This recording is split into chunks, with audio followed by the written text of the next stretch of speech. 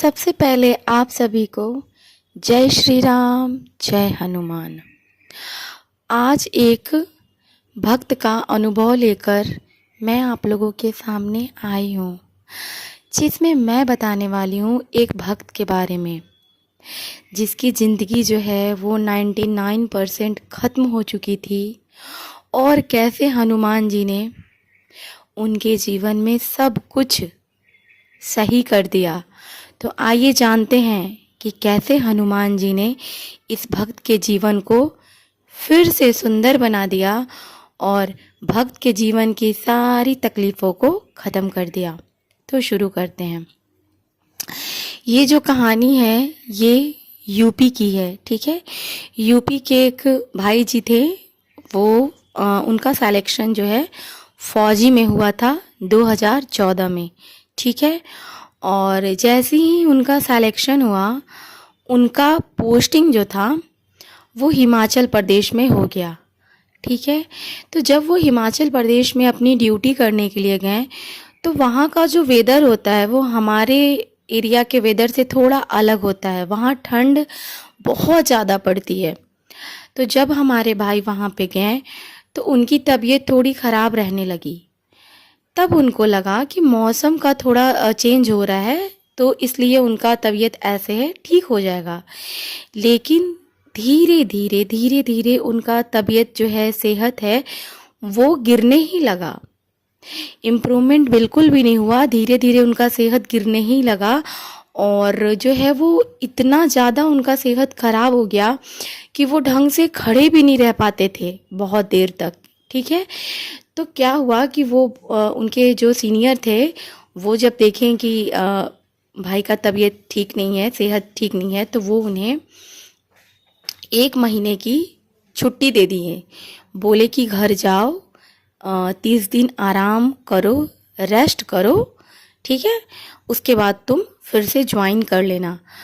तो वो भाई बोले कि मैं फिर हिमाचल से अपने घर के लिए निकल गया, यूपी के लिए। वो बता रहे थे कि जब वो ट्रेन में थे तो उन्हें इतना पेन हो रहा था, इतना पेन हो रहा था कि वो सह नहीं पा रहे थे, वो बिल्कुल रोने लगे थे। हालांकि जब वो घर पहुँचे तो घर पहुँचने के बाद जो है ना, उनकी सेहत में कोई सुधार नहीं हुआ। वहाँ घर जाने के बाद तो वो बिल्कुल खाना भी नहीं खा पा रहे थे, क्योंकि उनके अंदर जो है वो इतना कष्ट था, इतना पेन था कि वो खाना भी नहीं खा पा रहे थे, ठीक है। और जो है उन्हें समझ ही नहीं आ रहा था कि उनको हुआ क्या है।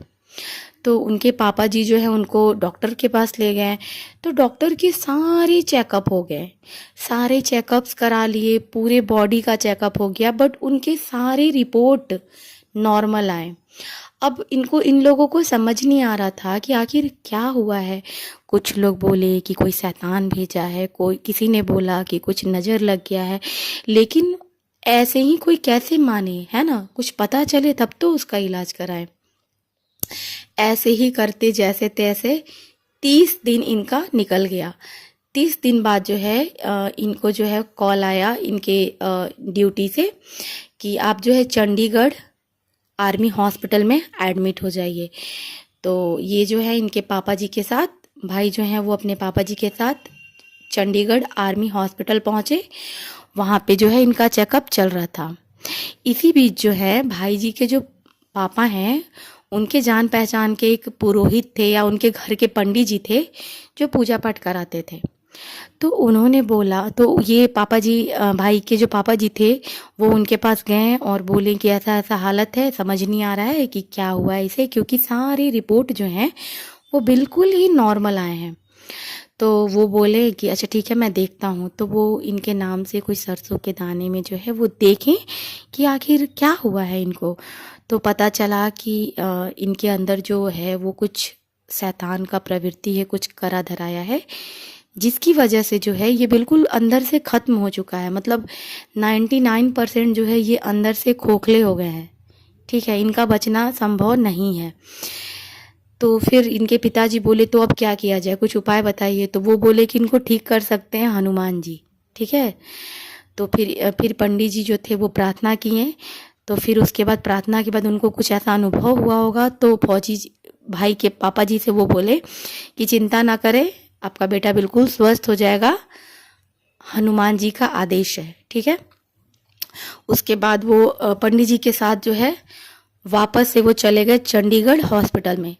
वहाँ जब गए तो वो अपने बेटे से मिलने गए, तो जब वो मिले तो पंडित जी जो है उन्हें एक माला दिए, कुछ मंत्र का कुछ लिखा हुआ माला था, वो फौजी भाई के गले में डाले और बोले कि इससे तुम्हें आराम मिलेगा, ठीक है। फिर जो है वो वापस अपने घर चले गए और फौजी जी जो है वो वहीं हॉस्पिटल में एडमिट रहे।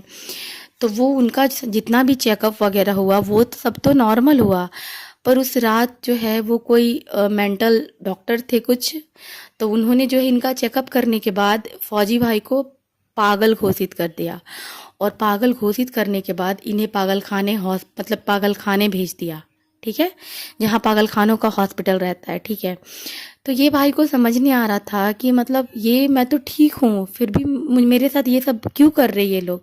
खैर कोई बात नहीं, जब ये वहाँ पे पहुँचे पागल खाने में तो वहाँ पे ये सबको देख के परेशान हो गए, क्योंकि जब आप अच्छे हो, आपका माइंड सही है और आप ऐसे लोगों के बीच में रहोगे जो ऑलरेडी मानसिक तौर पे बीमार हैं, तो आपके ऊपर भी वो असर आएगा। तो वो जो भाई जी थे, खैर वो इग्नोर करके जो है वो रात में सो गए। उन्हें रिलीफ लग रहा था वो माला पहनने के बाद, सो गए रात भर। सुबह उठे तीनों, अंदर से बहुत अच्छा लग रहा था। जब उठे तो देख रहे हैं कि सारे जो मेंटल पेशेंट थे वो मतलब जगे हैं, लड़ झगड़ रहे हैं, और ये बिल्कुल आराम से सो गए। इन्हें बहुत अच्छा लग रहा था अंदर से। तो उसके बाद ये उठने के बाद जो है वो गए, तो एक वहीं पे गार्ड थे, वो गार्ड भैया से जो है मोबाइल अपना मांगे कि भाई आप देंगे क्या, तो उन्होंने इनको मोबाइल दे दिया। तो ये अपने घर पे बात की और बोले कि मुझे बहुत आराम लग रहा है, अच्छा लग रहा है, और बाकी सारी बातें बता दी हैं कि मेरा जो चेकअप हुआ। तो फिर उसके बाद ये लोग मुझे पागल खाने भेज दिए हैं। तो उनके पिता बोले कोई बात नहीं है, चिंता मत करो, तुम जल्दी ही वापस आ जाओगे, क्योंकि जो भी शैतान था उनका पूजा पाठ करके हम लोगों ने उसे हटा दिया है, ठीक है, तो तुम आराम से रहो। तो फौजी भाई बता रहे थे कि उन्हें आराम लग रहा था, अंदर से उन्हें बहुत अच्छा महसूस हो रहा था। उसी बीच में क्या हुआ कि एक एक जो है पुलिस आए और फौजी भाई से बोले कि सुनो, तुम अंडा खाता है क्या, अंडा मांस खाता है। तो वो भाई जी बोले कि नहीं नहीं, ये सब चीज़ मैं नहीं खाता। तो ठीक है सुनो, ये इनका हाथ पकड़ करके फौजी भाई का हनुमान मंदिर ले गए और बोले कि देखो ये सब तुम तो खाता नहीं है अंडा, तो तुम डेली सुबह शाम जो है मंदिर की साफ सफाई करो, इन्हें अच्छे से धो, और डेली जो है हनुमान चालीसा का पाठ किया करो, सुबह शाम दिया जलाया करो इस मंदिर में, तुम इस मंदिर की सेवा करो, ठीक है, तुम्हें अच्छा लगेगा और अच्छा होता है हनुमान चालीसा पढ़ना। तो फौजी भाई जी का तो दिमाग सही था ही, तो उन्हें बहुत खुशी हुई और वो सुबह शाम यही करने लगे। सुबह शाम सुबह उठते, पूरा मंदिर को धोते, हनुमान चालीसा का पाठ करते, शाम में भी यही रूटीन था, और वो धीरे, और दिन में भी वो हनुमान चालीसा का पाठ किया करते थे, बिल्कुल अलग बैठ के, कभी मंदिर में ही जाके।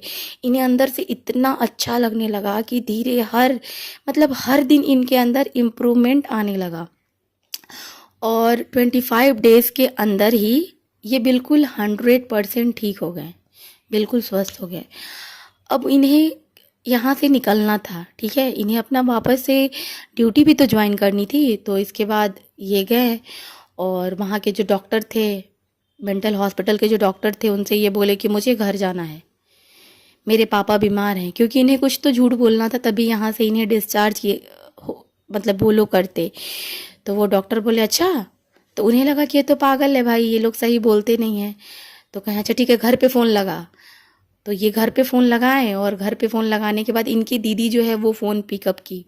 तो ये बोले फौजी भाई कि देखो, मैं जो भी बोलूँगा ना उसमें तुम बस हाँ यस यस करती चली जाना। तो वो बोलती हैं ठीक है। तो डॉक्टर साहब जो है वो फ़ोन लेते हैं और बोलते हैं सुनो, तुम्हारे पिताजी बीमार हैं क्या। तो उनकी बहन बोलती हैं हाँ, क्या वो हॉस्पिटल में है। तो हाँ हाँ वो हॉस्पिटल में एडमिट हैं। तो डॉक्टर साहब जो हैं इनको डिस्चार्ज कर देते हैं हॉस्पिटल से। तो ये बाहर निकलते हैं फौजी भाई जी और हाथ जोड़ते हैं और हनुमान जी को बोलते हैं कि प्रभु आपका बहुत धन्यवाद कि मैं फाइनली यहाँ से निकल रहा हूँ, और ऐसी लीला करना कि यहाँ फिर वापस ना आना पड़े। हाथ जोड़ते हैं और वहाँ से जो वो निकल जाते हैं। तो ये तो हुआ कि फौजी भाई जी का जो है वो बिल्कुल हेल्थ सही हो गया, वापस से ये घर आए और फिर जो है अपने इनका जो ज्वाइनिंग है वो यूपी में ही हो गया। ठीक है। उसके बाद जो क्या हुआ कि भाई जी का जीवन बहुत सुंदर चल रहा था। इसी बीच क्या हुआ कि उनको ना थोड़ा ट्रेनिंग के लिए जाना था हैदराबाद, और हैदराबाद ट्रेनिंग के लिए जाने के लिए थोड़ा ज़्यादा पैसे का ज़रूरत था। तो ये भाई जी बोले कि मैंने थोड़े अपने जान पहचान लोगों को कर्ज दे दिया था, ठीक है, और वो लोग पैसे इनकी वापस नहीं कर रहे थे। और दूसरा कि इनकी बहन के यहाँ जो है कोई फंक्शन रखा गया था, पूजा पाठ, जिसमें इनको कुछ मामा का फ़र्ज निभाना था और इनके पास पैसे भी नहीं थे, ऊपर से इनको हैदराबाद भी जाना था। तो इन्होंने जो है हनुमान जी से प्रार्थना की कि प्रभु कुछ कीजिए, हम क्या करें, मेरे पास पैसे भी नहीं है और मुझे अपनी बहन के यहाँ भी जाना है। तो क्या हुआ कि कुछ दिन के बाद कॉल आया कि आपका जो है हैदराबाद में ट्रेनिंग नहीं है, आपका ट्रेनिंग आपके एरिया में ही होगा। तो ये तो बहुत खुश हो गए। और दूसरा इन्हें जो है अपनी बहन के यहाँ जाना था, जो फंक्शन था, तो ये छुट्टी के लिए गए तो छुट्टी वाले लिस्ट में इनका नाम ही नहीं था। तो ये सीनियर से बहुत ज़्यादा रिक्वेस्ट करने लगे कि मुझे बहुत ज़रूरी है सर। तो सीनियर बोले कि चलो ठीक है, किसी दूसरे फौजी का जो है छुट्टी काट कर बोले कि तुम 5 दिन के बाद चले जाना, इसे जाने दो, और इनका जो नाम है वो लिख करके इन्हें छुट्टी पे दे दिए।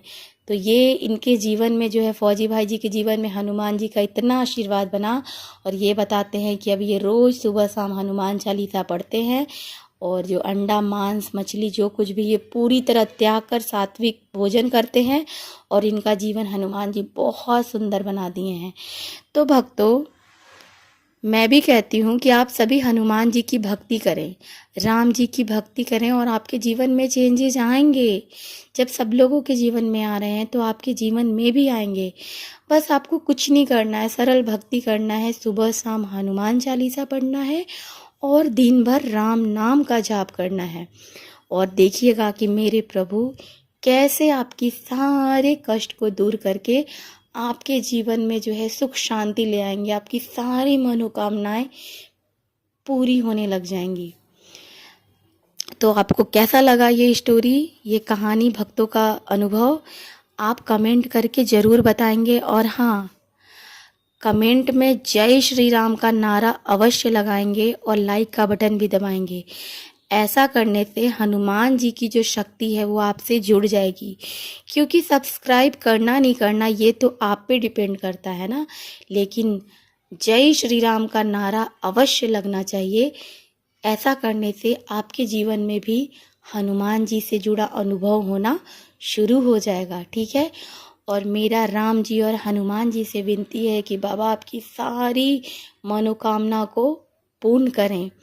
तो आप सब खुश रहिए और राम नाम का जाप करते रहिए। जय श्री राम, जय हनुमान।